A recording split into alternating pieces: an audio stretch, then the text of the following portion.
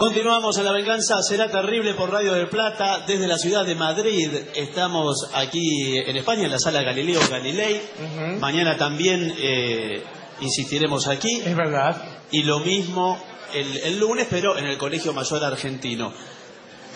Faltan estos monitores de adelante, me parece. Ahí está. Vamos a decir que está aquí en la sala está Santiago Segura, por allí. Vamos a aplaudir a Santiago Segura. Bienvenido, muchas gracias. Gracias. También está Rodrigo Sopeña, el de la habitación de Fermat. Sí, el otro, porque el otro es piedra. Ahí está, el otro. Ahí está, aplastado por la pared. Está Chiche de Aerolíneas Argentinas. Chiche Baloy, ¿cómo le va, Chiche? Bueno, hay varios amigos aquí. Hablaremos hoy de algunos lugares maravillosos visitados por Marco Polo. Bien. Ya sabemos que Marco Polo partió de Venecia hacia Oriente, que recorrió Armenia, Turquía, Persia, la India, China, de la cual recorrió muchas de sus provincias.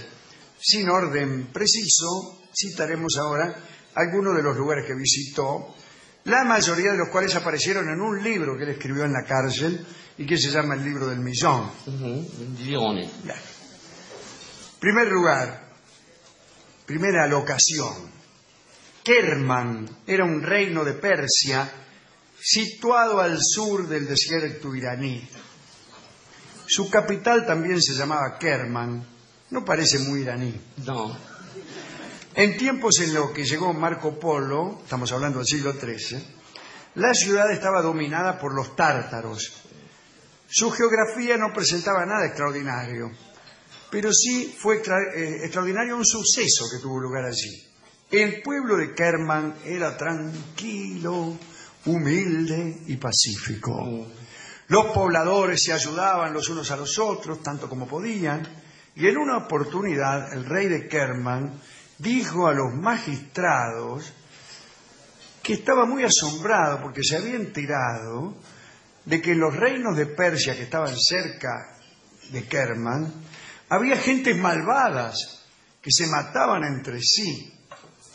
Entonces dijo que esto le había causado un gran asombro, porque tal cosa no ocurría jamás entre los habitantes del reino de Kerman. El rey quiso saber por qué pensaban los magistrados que ocurría este fenómeno en aquellos reinos exteriores. Los magistrados se reunieron y al final respondieron que la razón se encontraba en el suelo mismo de los reinos en donde la gente se mataba. El rey no les creyó. Para comprobar la certeza de aquella hipótesis, se envió a unos magistrados a diferentes partes de Persia, sobre todo a los reinos vecinos, entre los que destacaba el reino de Isfahán, donde muchos guerreaban y había grandes crímenes todo el tiempo. Se ordenó que los mensajeros cargaran 7 naves de tierra para llevarlas hasta Kerman. Así lo hicieron y llegaron los hombres con tierra de otras regiones. La desparramaron por algunas calles y la sorpresa del rey de Kerman fue mayúscula porque quienes pisaban esas tierras foráneas reñían unos con otros con palabras y gestos aborrecibles. Horrorizado, el rey hizo barrer aquella tierra extranjera y los disturbios finalizaron. Tenían razón los magistrados que opinaban que el malestar estaba en el suelo que se pisaba. Compárese esta fábula con la de Anteo, aquel que luchó con Heracles.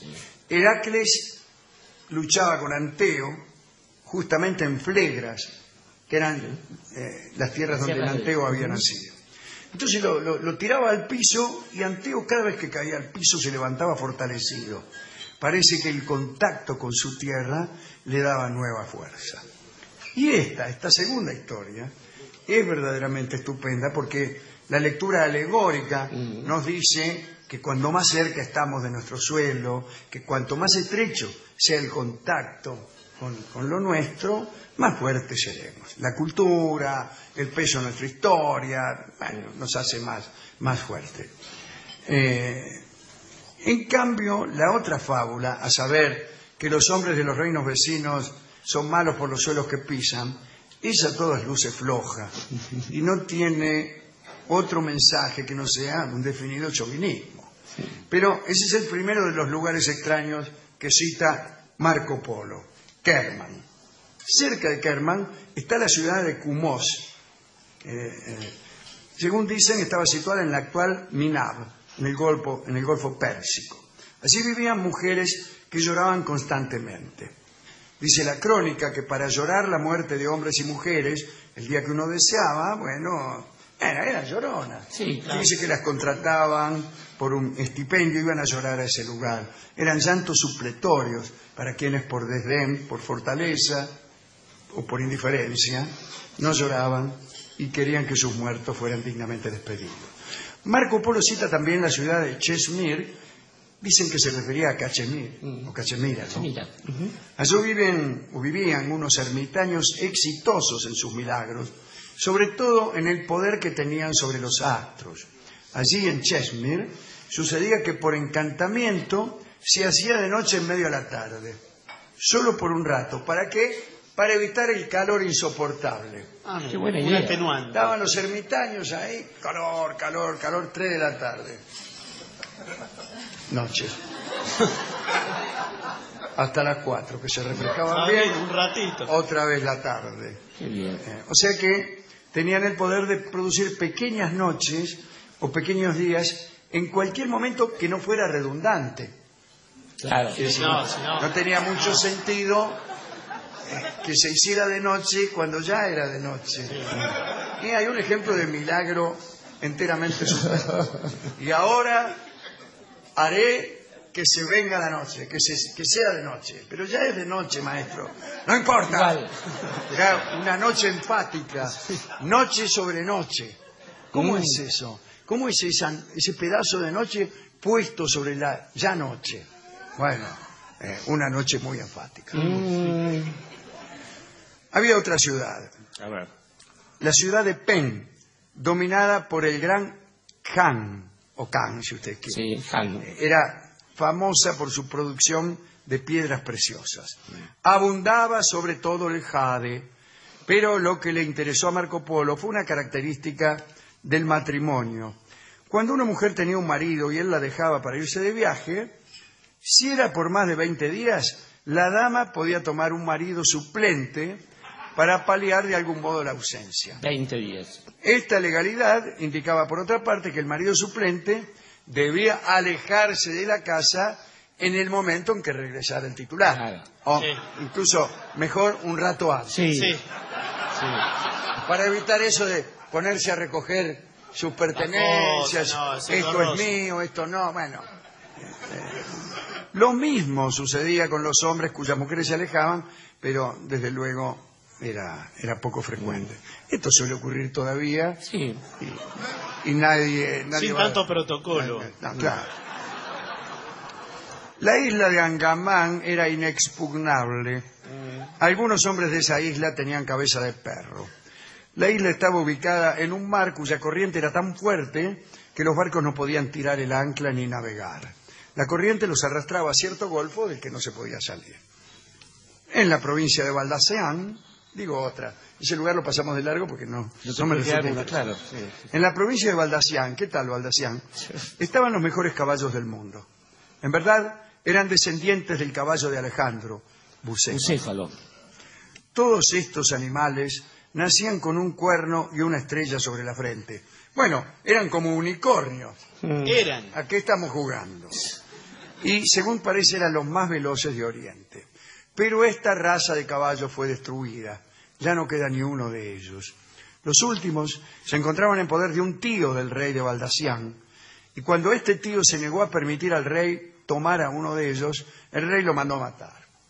Vio cómo son los reyes, ¿no? Bueno, por rabia ante la muerte de su esposo, la viuda del tío, es decir, la tía, Bueno. aniquiló todos los caballos que quedaban. Y así la estirpe de Bucéfalo desapareció. Lo que puede la mezquindad. Sí. ¿Qué le costaba prestarle un caballo al rey? Estaría el mundo ahora lleno de veloces caballos de la estirpe de Bucéfalo. Estos son los lugares que Marco Polo dice haber visitado en el libro del Billón. Libro que no tiene muy buena fama. No. Los enemigos de Marco Polo siempre dijeron que era una colección de mentiras.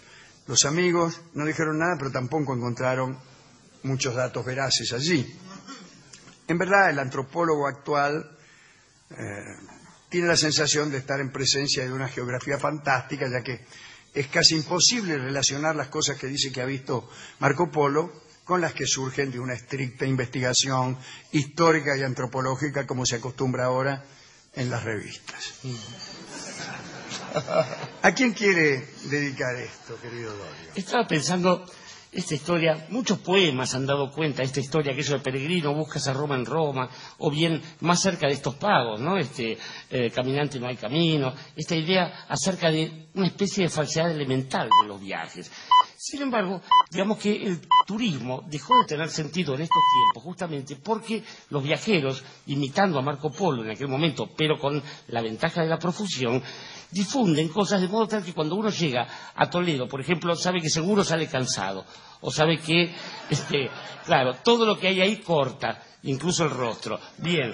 Yo tengo un amigo que dice que ha escrito un libro que se llama Cómo recorrer Toledo cuesta abajo. Lo conozco. Bien. Eso sí sería un buen dato de un viajero. Pero después usted ha introducido otra cuestión, aquello que nosotros, los leguleyos latinos de la juridicidad, llamamos ius solis o ius sanguinis, el derecho del suelo o el derecho de la sangre. Claro. Uno es de donde fue parido o de donde viene la sangre. ¿O de quién? O sea, claro. si tu papá es italiano, ¿sos italiano aunque Ahí hayas está. nacido en España? Eco. ¿Qué sé Claro. yo? No lo sé, discúlpeme. Está bien. Igual tengo pasaporte europeo, le diría a un argentino, pero de todos modos, la cuestión es, esto divide las aguas entre nacionalismo e imperialismo, porque, por ejemplo, alguien que nació en una tierra y la defiende de un enemigo es un nacionalista. Ahora, si alguien nació en una tierra imperialista y avanza sobre otro, ¿qué es? Es un miserable. Esto se lo digo yo, esta es la respuesta. Pero en cualquier caso... Está siendo muy difícil nacer hoy en día. Hoy en día cada vez más difícil. La otra cuestión que nos hace protestar contra esta fulana de la que hablaba usted recién, un unicornio no puede correr carreras porque siempre llega antes. Imagínense, por una cabeza se llamaría por un cuerno, cosa que nos remite a la historia de los maridos suplentes y yo no quiero seguir abundando sobre eso. De modo que en realidad el único viaje posible, querido Alejandro, y esto ya lo hemos descubierto y nos ha puesto muy tristes hace muchos años y tratamos de cambiarlo por otras ideas, es aquel que hace cada uno, cada hombre, cada mujer respecto de su propia vida. No hay guía turística que a uno le cuente lo que va a vivir en Madrid, por más que le cuenten direcciones y monumentos e historias, puesto que no hay otra historia que aquella que vive cada uno. Y este es el sentido, justamente, de hacer una epopeya de cada vida. Digamos que a la hora en que le ofrezcan una especie de tour maravilloso por el mundo, usted, olvídese, no necesita desplazarse tanto, solo necesita saber que usted es usted mismo y que tiene que seguir, como sea, contra viento y marea, por el camino adelante.